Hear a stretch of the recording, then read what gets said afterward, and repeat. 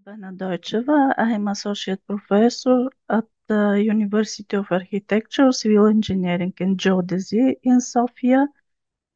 I will speak about shear force in a beam-column connection. That's a paper. I hope that will be paper. It's a extension on some conference paper which I present on some other conference in Tashkent, Uzbekistan. And this is actually extension about this paper. The beam column connection is a particularly vulnerable element in frame structure under seismic action and is often responsible for building damage. The first quantitative definition of the shear force was given by Hansen and Connor in 1967. They defined joint shear as a horizontal force transferred at the mid-height of a horizontal section of a beam column connection. They give definition about this force like T plus C from concrete and C from reinforcement in the bottom edge of a second beam. But they have difficulty to find this force T and C. That's why in the literature there is adoption about these forces, like bending moment divided by distance between reinforcement in the top and bottom edge of the beam. And then there is adoption about shear force like MB divided J distance plus again MB divided J and some other force, shear force from column in the bottom floor. I try to find these forces, and that's why I made a math model about cantilever beam. It is supported on one side by column. The beam is statically indeterminate, prismatic, and symmetric. There is one more decision about asymmetric beam here. The beam is under the condition of special bending with tension compression, and Bernoulli-Euler hypothesis is considered. If we have asymmetrical cross section, there is the other figure. As a consequence of the linear deformation in the cantilever beam, a normal axis axial force N occur, which is introduced at the free end of the beam. Support reaction. The solution is based on Menabrea theorem about statically indeterminate system in first order theory. The potential energy of deformation in special bending combined with tension and with the effect of linear spring taken into account will be this equation. For our beam, that means we have three equilibrium condition of static and they give us result about support reaction A vertical, about N in the free end, and if we write the moment about 0.4, we can find H2, but we must use H1 and H3. The cantilever beam is twice statically indeterminate, and um, that's why we write the bending moment about beam and use all of this equation in um, deformation equation.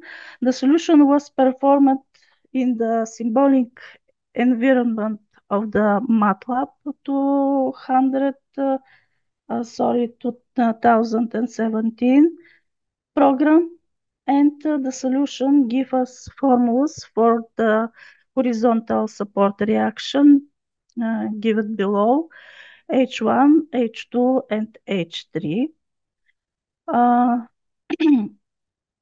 If we neglect the normal force in the strain potential energy expression, the support reaction become these three equation here. After that, there is a decision about asymmetrical cross-section. Again, um, we have H2 and bending moment, and after some calculation, we have H1, H2, and H3 on an asymmetrical cross-section on our cantilever beam. Uh, and finally, there is a question about asymmetrical cross-section. If we neglect the normal force in the strain potential energy expression, then support reaction become these three equations. The result. The results are given about beam, which is with length 200 centimeters. Q is 0.05 kilonewton by centimeters. We have two sections, 75 to 75 and 30 to 30. And all results are presented relative to the H to B ratio. For a symmetrical cross-section, B is in interval H divided 2 to 0. And for asymmetrical cross-section, B is in the interval Z0, Z to 0. Z is the distance between bottom edge to um,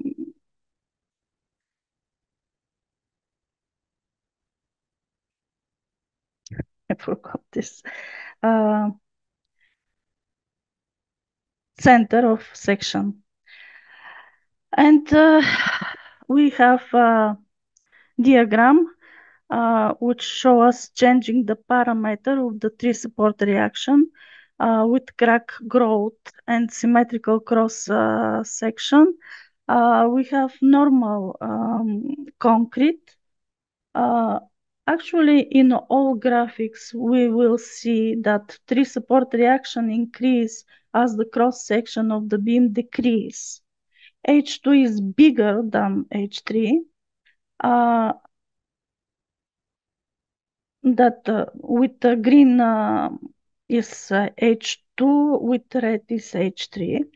As the beam deformation increase and the ratio H derived B increase, H1 increase, H2 decrease, and H3 increase slightly until H derived B about 2.8 and then also decrease. For all section H1, there are values smaller than those of the other two support reaction. If we use high strength concrete, then all of support reaction increase, and we can see that on these graphics. Changing the parameter of tree support reaction with growth and asymmetrical cross section is given in next figure. This is for normal force, and about height strength force, the picture here. What happened with our shear force? Now we can use the exact magnitude of forces H1, H2, and H3, and we will compare these three forces with the adopted forces in the literature. And what is the result? The comparison of the parameter of tree support reaction with the crack growth and symmetrical cross section about the normal force show us that we have bigger shear force on some position of H Dirac B, and the result is about 6% more than adopted forces. This is for section 75. For section 30, the difference is about 2.3%. What happened if we use height strength concrete? The difference for section 75 is about 14%, and for 30 is about 6%. And there is information about result for asymmetrical cross section and normal force, again 10%. For 75 and for 30 is about 7.4%. And finally, I show the comparison of parameter of tree support reaction with crack growth and asymmetrical cross section when we use high strength concrete. In conclusion, a solution of a cantilever beam with a special arrangement of the support device was carried out. A comparison of the contribution of the beam forces of the value of the shear force in RC interior beam column connection is made.